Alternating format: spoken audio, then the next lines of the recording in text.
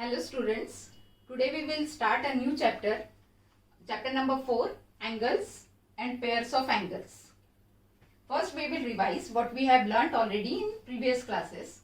Then we will see the concept of opposite rays, interior and exterior points, adjacent angles, linear pair and vertically opposite angle. So let's start. First we revise.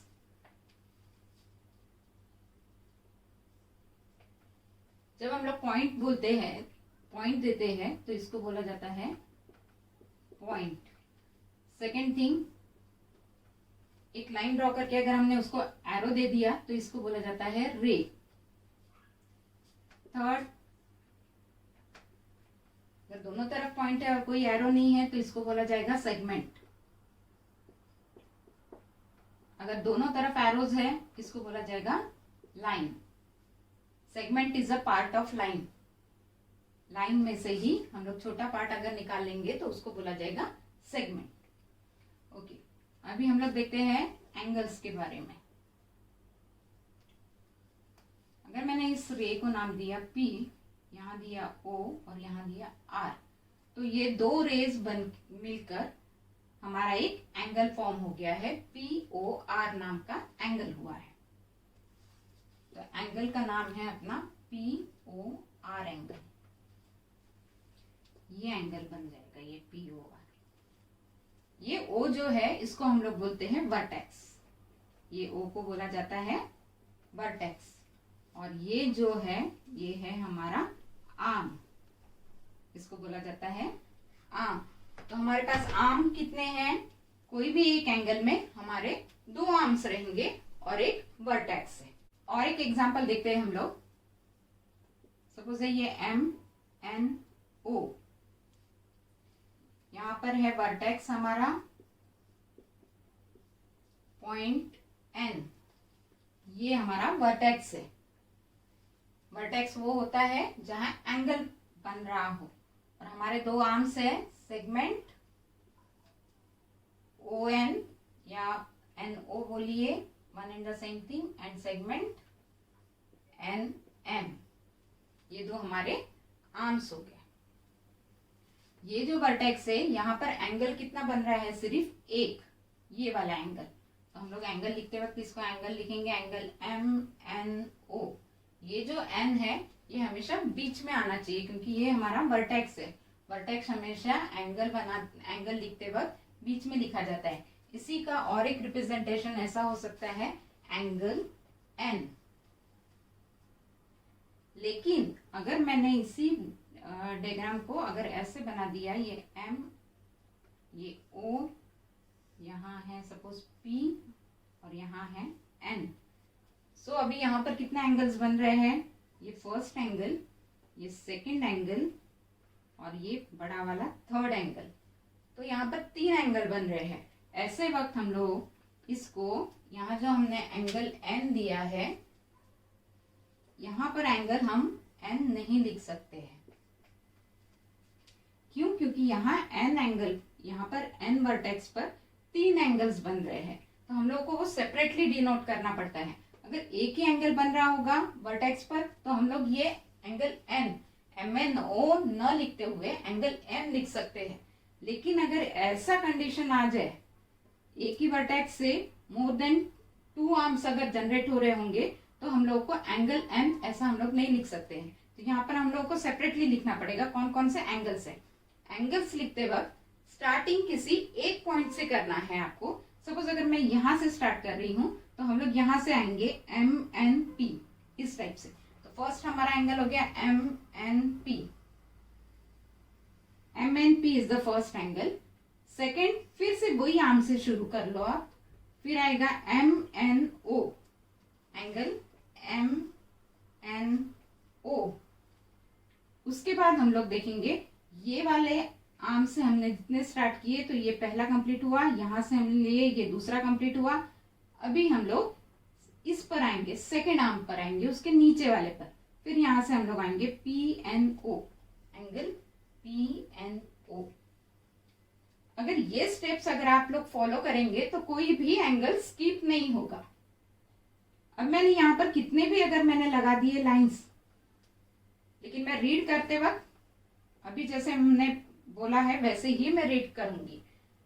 अब मैं यहाँ पर read अगर करने का होगा तो मैं रीड कैसे करूंगी, एंगल्स को यहाँ से स्टार्ट करूंगी। तो फर्स्ट आएगा MNP, आफ्टर दैट MNO, उसके बाद आएगा MNR, MNT और लास्ट में MNS। तो M वाले हमने पूरे कवर किए, हो गया M का पार्ट। उसके बाद P से स्टार्ट होने वाले हैं अभी PNO, then PNR, then PNT and at last PNS। P हो गया, अभी O से स्टार्ट करेंगे हम लोग, ONR, ONT, ONS। उसके बाद R से RNT, RNS, T से TNS। तो ऐसे करके हमने ये सारे एंगल्स कवर किए। आप लोग स्टार्ट करते हो MNP, आफ्टर दैट PNO, फिर कहीं ऐसे कर लेते हो ONR, कभी करते हो PNR।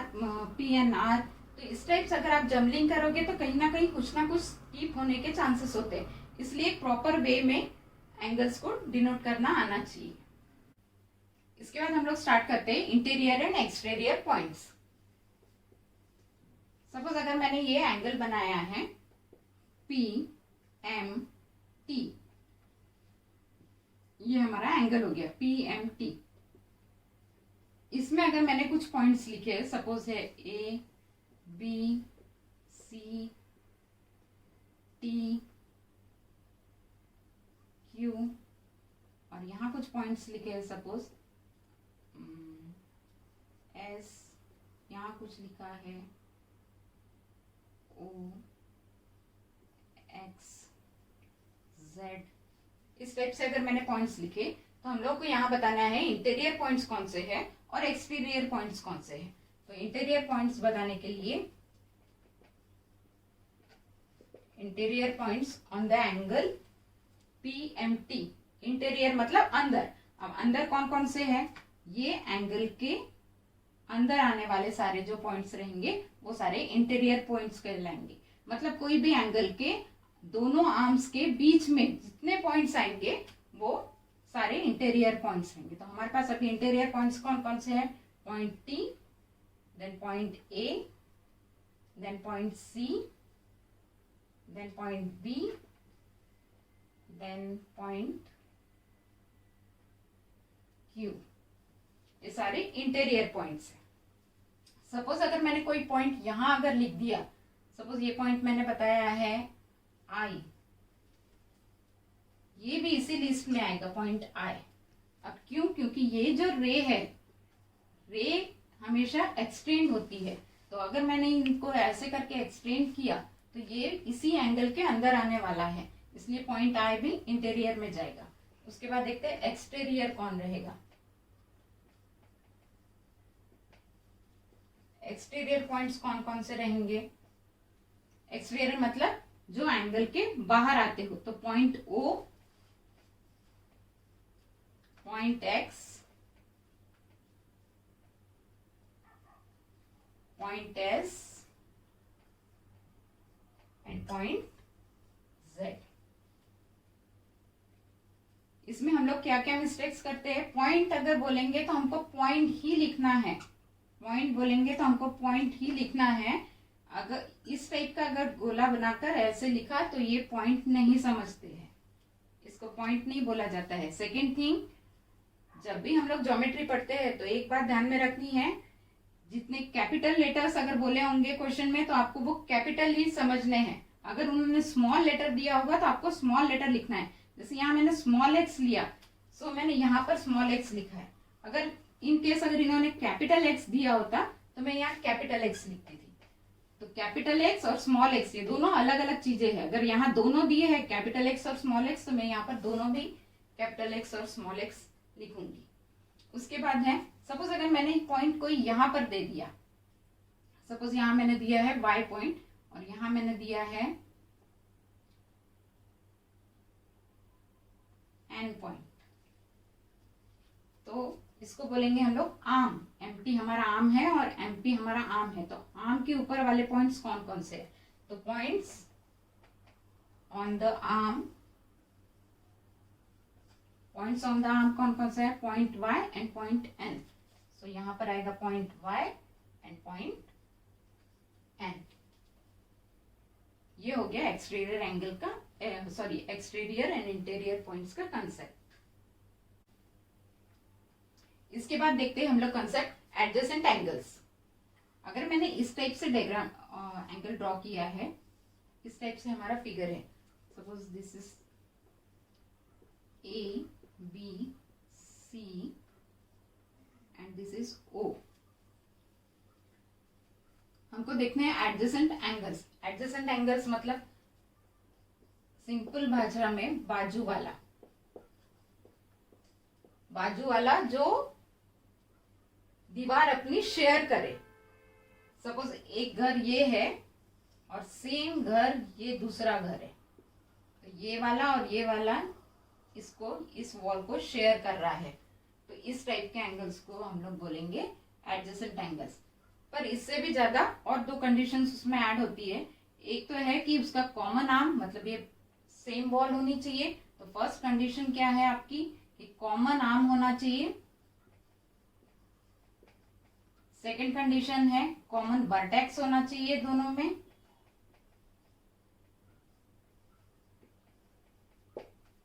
और थर्ड कंडीशन है कि ये जो कॉमन आर्म है, ये इसके बाजू में ही दोनों आर्म्स होने चाहिए। Both the arms should be on opposite side of the common arm.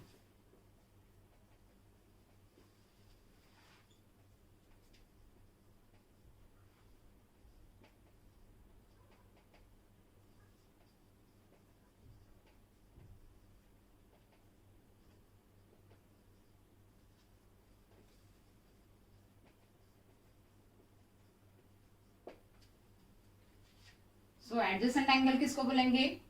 बाजू वाले, एक दूसरे के जो बाजू बाजू में रहेंगे वो रहेंगे एडजेसेंट एंगल्स। एडजेसेंट एंगल्स में क्या कंडीशंस है? एक कॉमन आर्म होनी चाहिए, तो यहाँ पर है एक कॉमन आर्म है। सेकंड है कॉमन वर्टेक्स चाहिए, ये है कॉमन वर्टेक्स। उसके बाद थर्ड कंडीशन है both the arm should lie on opposite side of common arm. ये अपनी कॉमन आर्म है, ये एक आर्म है, ये इस साइड में है, और ये आर्म है, ये इस साइड में है, इसलिए ये दोनों क्या हो गए? Adjacent angles. उसको नाम अगर हमको लिखना है तो हम लोग लिखेंगे एडजेसेंट एंगल्स। कैसे लिखा जाएगा? Angle A O B and angle B O C. Adjacent angles हमेशा पेयर्स में ही रहते हैं।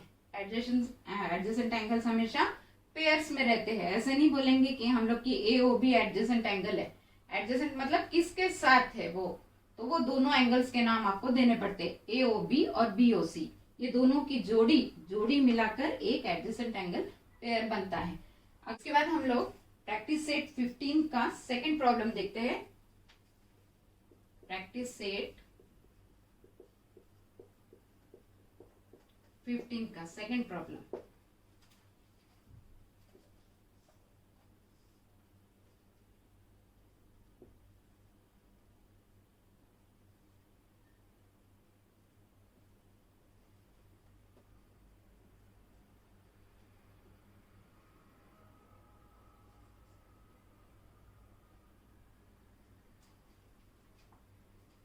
यहाँ पर बताना है एडजेसेंट एंगल्स कौन कौन से है। एडजेसेंट एंगल्स में क्या होना चाहिए? कॉमन वर्टेक्स होना चाहिए, कॉमन आर्म होनी चाहिए, और कॉमन आर्म के बाजू में दोनों आर्म्स होनी चाहिए। सो हम लोग ये वाली अगर लेंगे एक कॉमन आर्म, तो हमारे पास एंगल्स कौन सा हो जाएगा? ये एक एंगल हो जाएगा और ये एक एंगल हो जाएगा, और ये हो जाएगा उसका common vertex. So first pair कौन सी होंगी आपकी? B N C angle B N C and B N C के साथ कौन आ रहा है? ये एक साइड होगी, इसकी नेट opposite side B N A, angle B N A, ये फर्स्ट होगी। अब सेकेंड इसको कंसिडर करते हैं। सपोज अगर मैंने ये लाइन कंसिडर की तो यहाँ पर दो एंगल्स बन रहे हैं, ये इस साइड का और ये इस साइड का। सो हम लोग लिखेंगे BNC एंड ये एंगल CNA, क्योंकि ये वाली हम लोग कॉमन आर्म मान रहे हैं, तो BNC एंड CNA। थर्ड, अगर मैंने इसको कॉमन आर्म लिया तो अगर मेरा AN अगर कॉमन आर्म है तो ये वाला एक बनेगा एंगल और ये एक एंगल बनेगा। सो CNA, angle CNA and angle ANB, angle ANB। ध्यान में रखिए, ज्योमेट्री के कोई भी प्रॉब्लम सॉल्व करते वक्त जो हम लोग एंगल्स का रोटेशन करते हैं वो या तो क्लॉकवाइज में जाइए या तो एंटी क्लॉकवाइज में जाइए। मतलब मैंने पहले ये आर्म लिया, बाद में ये आर्म लिया और बाद में ये आर्म लिया, नहीं तो यहाँ लेंगे हम लोग, उसके बाद कोई यहाँ पर एक होगा और यहाँ अगर हमने और एक अटैच कर दिया तो पहले ये फिर ये फिर ये फिर ये, इस टाइप से नहीं करना है। कोई एक ही क्लॉकवाइज या फिर एंटी क्लॉकवाइज डायरेक्शन में आपको जाना है, तो सारे एंगल्स आपके कवर हो जाएंगे। सो ये था कंसेप्ट हमारा एडजेसेंट एंगल्स का। प्रैक्टिस सेट 15 में का ये और एक प्रॉब्लम है। यहाँ पर एक फिगर दिया हुआ है और उन्हें 4 ऑप्शंस दिए हैं और चूज करने के लिए कहा है कि इसमें से कौन से एडजेसेंट एंगल्स का पेयर है। So let's we start. Angle PMQ, PMQ, PM and Q, PMQ ये एंगल है। सेकेंड RMQ, RMQ कहाँ है? RMQ ये एंगल, ये एडजेसेंट एंगल की पेयर है क्या? कॉमन वर्टेक्स है, कॉमन आर्म है। ये कॉमन आर्म के बाजू में ये दोनों आर्म्स आ रहे हैं, हाँ है। So this is the pair of adjacent angles. Second है RMQ, सेकेंड है RMQ, RMQ मीन्स ये वाला एंगल। उसके बाद है SMR, SM and R means ये SMR ये एंगल, ये एंगल और ये एंगल लगता है क्या कि बाजू बाजू में है? नहीं, ये बड़े एंगल के अंदर ये एंगल आ रहा है, ऐसे बड़े एंगल के अंदर एंगल नहीं आ सकता है। सो ये नहीं रहेगी एडजेसेंट एंगल की पेयर। थर्ड है RMS, RMS and RMT। RMS means ये और RMT, RMT ये एंगल। इस टाइप से अगर आप ड्रॉ करोगे एंगल्स तो आपको खुद ही पता चलता है ये आजू बाजू वाले एंगल्स नहीं है, ये बड़े एंगल्स के अंदर ये छोटा पार्ट आ रहा है। सो ये भी नहीं होगा। उसके बाद है SMT, SMT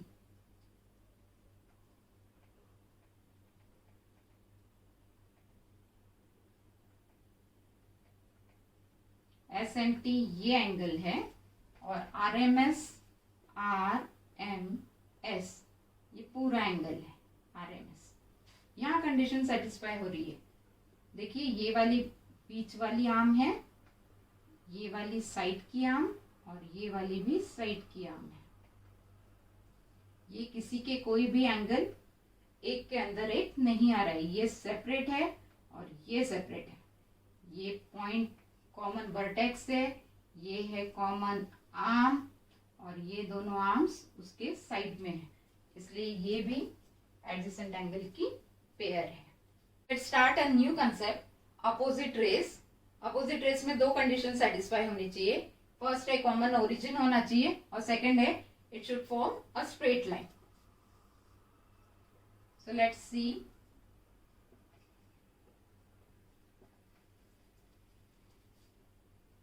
ओ एक कॉमन दोनों के लिए ओरिजिन है, ये ओ भी एक रे है और इस साइड से ओ ए एक रे है। दोनों कंडीशंस यहाँ सेटिस्फाई हो रही है, ये स्ट्रेट लाइन भी बना रहे हैं। या फिर हम लोग ऐसे बोल सकते हैं कि इन दोनों के बीच में का एंगल है 180 डिग्रीज। ओके, तो इसको कहा जाएगा opposite rays. So we will write it as OA, segment OA and segment OB are opposite rays।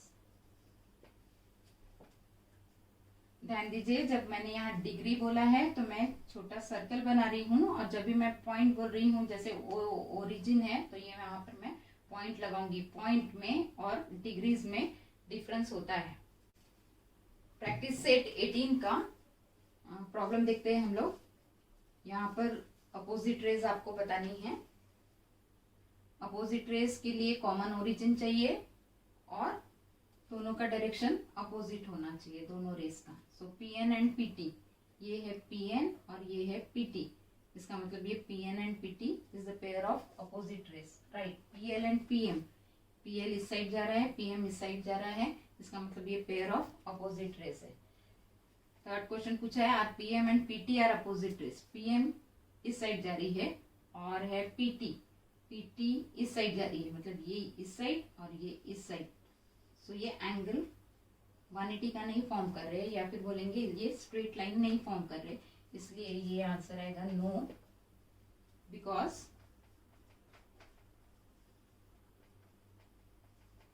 They are not in a straight line, क्योंकि यहाँ एंगल बन रहा है, स्ट्रेट लाइन में नहीं है, इसलिए थर्ड का आंसर आएगा no, they are not forming a straight line. उसके बाद हम लोग को नया कंसेप्ट देखना है, angles in a linear pair. Linear pair मतलब स्ट्रेट लाइन और ये स्ट्रेट लाइन से एक एंगल निकलेगा और ये दोनों का प्लस होगा 180 डिग्री। सपोज अगर मैं इसको देती हूँ ABC,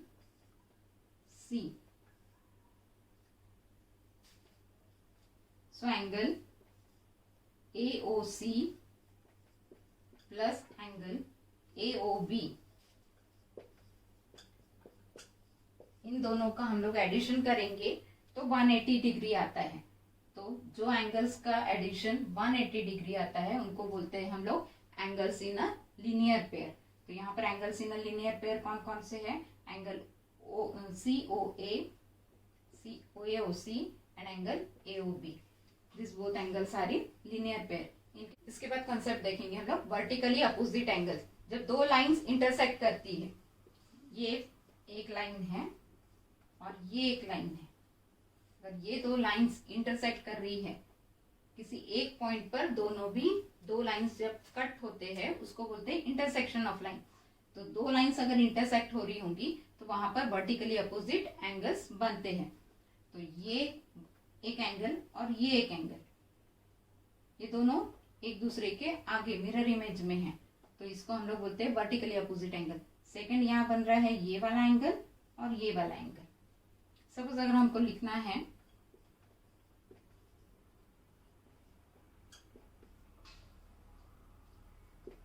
वर्टिकली अपोजिट एंगल्स भी पेयर में रहते हैं, तो फर्स्ट पेयर कौन सी होंगी अपनी? अगर मैंने AOB लिया, एंगल AOB, तो इसके साथ कौन लिखूंगी मैं? And DOC, so angle DOC। Second pair कौन सी होगी? BOC एंड इस साइड का AOD।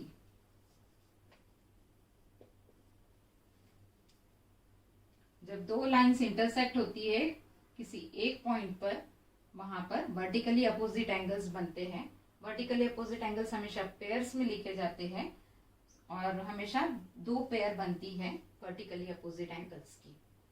इसके बाद कंसेप्ट देखेंगे हम लोग वर्टिकली अपोजिट एंगल्स। जब दो लाइंस इंटरसेक्ट करती है, ये एक लाइन है और ये एक लाइन है, अगर ये दो लाइंस इंटरसेक्ट कर रही है किसी एक पॉइंट पर, दोनों भी दो लाइंस जब कट होते हैं उसको बोलते हैं इंटरसेक्शन ऑफ लाइन। तो दो लाइंस अगर इंटरसेक्ट हो रही होंगी तो वहां पर वर्टिकली अपोजिट एंगल्स बनते हैं। तो ये एक एंगल और ये एक एंगल, ये दोनों एक दूसरे के आगे मिरर इमेज में है, तो इसको हम लोग बोलते हैं वर्टिकली अपोजिट एंगल। सेकंड यहाँ बन रहा है ये वाला एंगल और ये वाला एंगल। सपोज अगर हमको लिखना है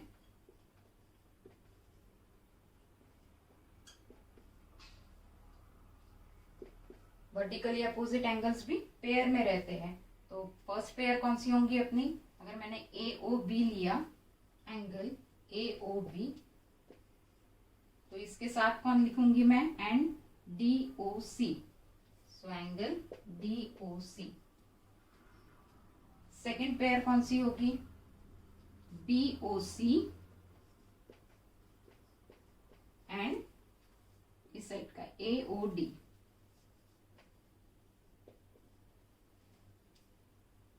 जब दो लाइंस इंटरसेक्ट होती है किसी एक पॉइंट पर, वहां पर वर्टिकली अपोजिट एंगल्स बनते हैं। वर्टिकली अपोजिट एंगल्स हमेशा पेयर्स में लिखे जाते हैं और हमेशा दो पेयर बनती है वर्टिकली अपोजिट एंगल्स की। तो in this video we have learned opposite rays means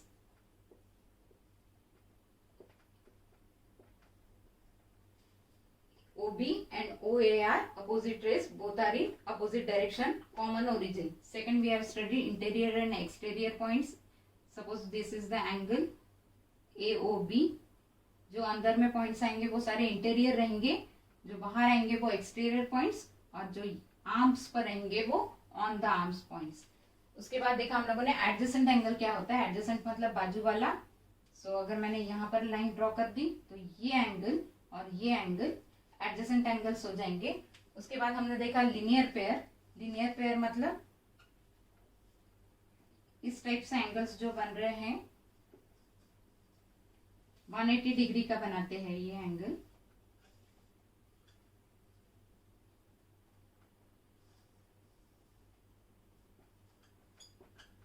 so angle A O D plus angle D O B, ये दोनों का मिलाकर एडिशन अगर हम लोग करेंगे तो 180 बनेगा। इसको हम लोग लीनियर पेयर बोलते हैं। और वर्टिकली अपोजिट एंगल्स मतलब जब दो रेस इंटरसेक्ट होती है तो जो कॉमन पॉइंट बनता है वहां पर जो इस टाइप्स के एंगल्स बनते हैं उसको हम लोग बोलते हैं वर्टिकली अपोजिट एंगल्स। जब दो लाइंस इंटरसेक्ट हो जाएगी तो दो पेयर्स बनेंगे वर्टिकली अपोजिट एंगल्स के। फर्स्ट पेयर ये वाला और सेकेंड पेयर ये रहेगा। Thank you.